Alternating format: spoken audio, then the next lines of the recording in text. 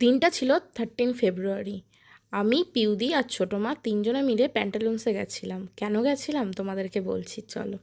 14 ফেব্রুয়ারি ছিল ছোটো মার বার্থডে। তো আমি আর পিউদি প্ল্যান করেছিলাম যে ছোটো মাকে কী দেওয়া যায়। তো ছোটো মার হোয়াইট ওয়াচ অনেক পছন্দ ছিল, তো আমি আর পিউদি ভেবেছিলাম দুজনে মিলে ছোটো মাকে হোয়াইট ওয়াচ গিফট করব।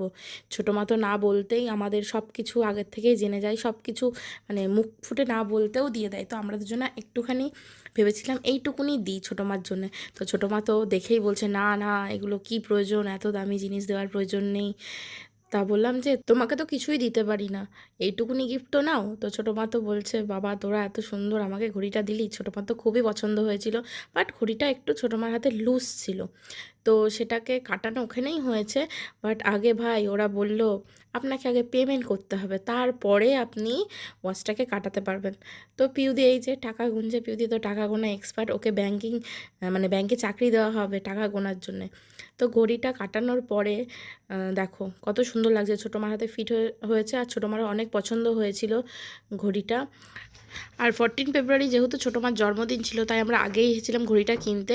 আর এই ছোট্ট গিফট কেনার ভিডিওটা যদি তোমাদের ভালো লেগে থাকে, লাইক কমেন্ট আর শেয়ার করে দিও। ওকে, বাই।